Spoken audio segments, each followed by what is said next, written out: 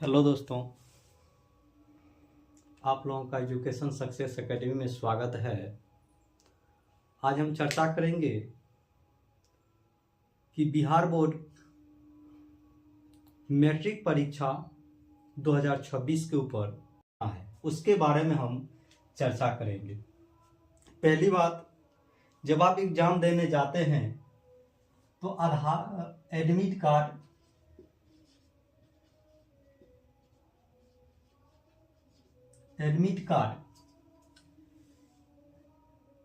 के ऊपर यानी कि एडमिट कार्ड में भी कुछ ना कुछ दिशा निर्देश दिए जाते हैं, उसको आप अच्छे से पढ़ लें और उस दिशा निर्देश के अनुसार आप अपने परीक्षा हॉल में प्रवेश करें। लेकिन यदि एडमिट कार्ड लेते हैं, इसके साथ हो सके तो आप जो है आधार कार्ड भी लेके जाइए। आधार कार्ड।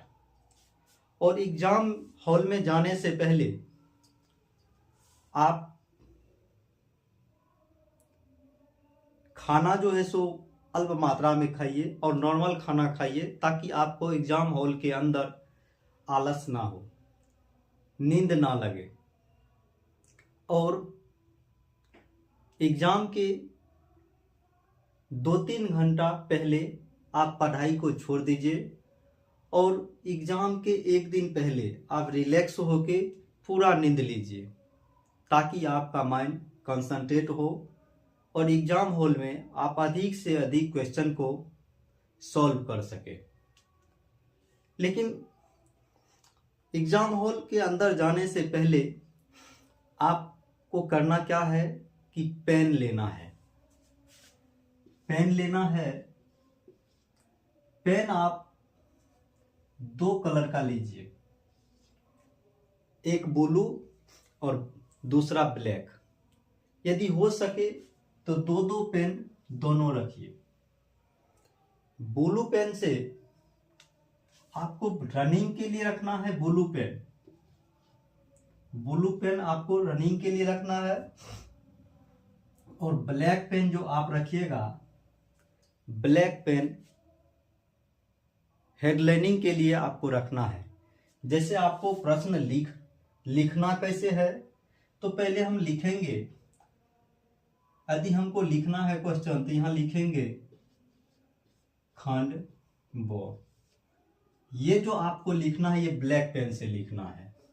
उसके बाद हमको जो क्वेश्चन पहले बनेगा, जो क्वेश्चन हमको इजी लगेगा, उस क्वेश्चन को पहले हम सॉल्व कर लेंगे। यदि हमको मान के चलिए 5 नंबर का क्वेश्चन बन रहा है, तो उस 5 नंबर के क्वेश्चन को पहले हम सॉल्व कर लेंगे और यहां लिखेंगे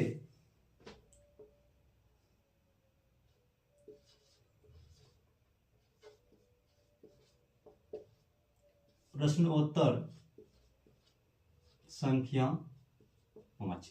इस तरह दे करके इसको हम अंडरलाइन कर देंगे। और अब यहां से हम जब इसका आंसर लिखेंगे, तो ये हम लिखना है, इसको हेडलाइनिंग देना है ब्लैक पेन से।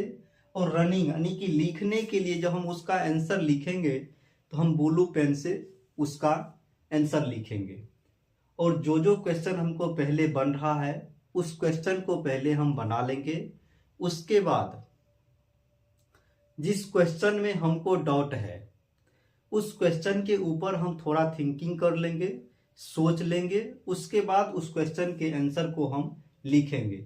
लेकिन इस सब्जेक्टिव से पहले आपको ऑब्जेक्टिव टाइप क्वेश्चन मिलता है।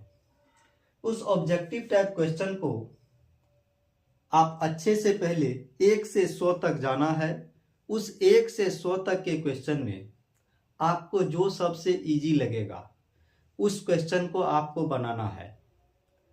और 50 क्वेश्चन का ही आपको जवाब देना है। तो देखेंगे कि 1 से लेके 100 तक में हमको जो जो क्वेश्चन इजी लगेगा, यानी कि जो एक बार में बन जाएगा, उसको हम बना लेंगे और उसको टिक करते जाएंगे। जिसका जो आंसर होगा उसको हम टिक करते जाएंगे और बाद में हम जैसे हमको 50 पुर गया तो उस OMR में हम अस्थिर से OMR को अच्छे से रंगेंगे, ताकि OMR में रंगते समय एक बॉक्स दूसरे बॉक्स से सटे नहीं। और बॉक्स से बाहर ये भी याद रखना है कि बॉक्स से बाहर भी ना जाए। और उससे भी नहीं होगा तो आप एक OMR रंगने वाले पेन आते हैं, उस पेन को आप ले लेंगे, उसको अच्छे से इस तरह रंग देना है। और उससे होगा क्या, आपको टाइम का बचत होगा। यानी कि बहुत से स्टूडेंट को टाइम मैनेजमेंट नहीं हो पाते हैं और जब वो एग्जाम हॉल से बाहर निकलते तो वो कहते हैं हमारा तो टाइम ही मैनेज नहीं हुआ, टाइम हमसे निकल गया, थोड़ा सा और समय यदि रहता तो हम इस क्वेश्चन को सॉल्व कर देते। हम तो जानते थे लेकिन सॉल्व नहीं कर पाए। क्यों? क्योंकि उसने एग्जाम हॉल के अंदर टाइम मैनेज नहीं किया, यानी कि टाइम उसका मैनेजमेंट नहीं हुआ। यदि उसका टाइम मैनेजमेंट होते तो उसको आप बना करके आते। उसके बाद आप क्वेश्चन को पूरा पढ़िए, क्योंकि आपको क्वेश्चन पढ़ने के लिए 15 मिनट का अतिरिक्त समय दिया जाता है। उस 15 मिनट में आप क्वेश्चन को पढ़िए, आखिर आपका क्वेश्चन क्या कह रहा है और उसको आप समझिए। और जब आप प्रश्न उत्तर लिखते हैं, आंसर जब आप लिखते हैं, तो आप ध्यान में रखिए कि हम किसी भी क्वेश्चन के ऊपर ओवर राइटिंग नहीं करें। यानी कि यदि क्वेश्चन आपसे गलती हो जाए तो उसको आप काटे नहीं, उसको वैसे छोड़ दे, ना उसके ऊपर व्हाइटनर चलाए ना कुछ करे, उसको वैसे छोड़ दे आप। क्योंकि यदि आप कट करते हैं तो कट करने से आपके मार्क कटने की संभावनाएं हो जाती है। तो इसको भी आप ध्यान में रखेंगे कि हम जब एग्जाम दे रहे हैं और कॉपी जब लिख रहे हैं तो हमसे कटपुट ना हो, यानी कि ओवर राइटिंग ना हो।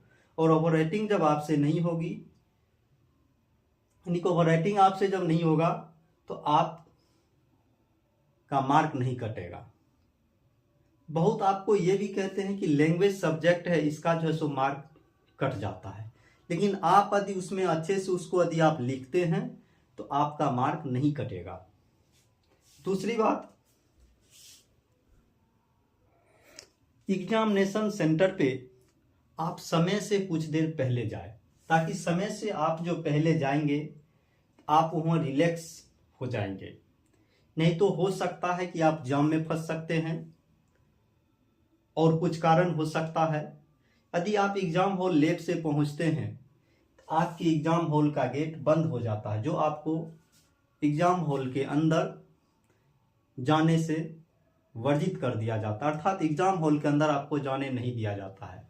तो समय का भी बहुत बारीकी से ध्यान रखेंगे ताकि समय पे हम लोग एग्जामिनेशन हॉल में पहुंचे और समय से हम लोग एग्जाम दें।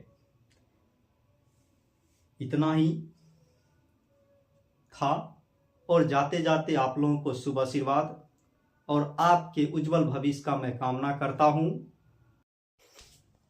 यदि आपको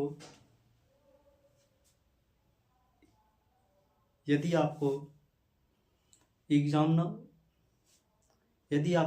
हॉल के अंदर किसी भी प्रकार का समस्या होता है तो आप अपने भिक्षक से सहयोग ले, उससे पूछे और वो आपके समस्या का समाधान करेंगे। और हमें आशा ही नहीं पूर्ण विश्वास है कि आप लोग एग्जाम हॉल के अंदर यानी परीक्षा केंद्र के अंदर आप क्वेश्चन को अच्छे से सॉल्व करके आएंगे। धन्यवाद।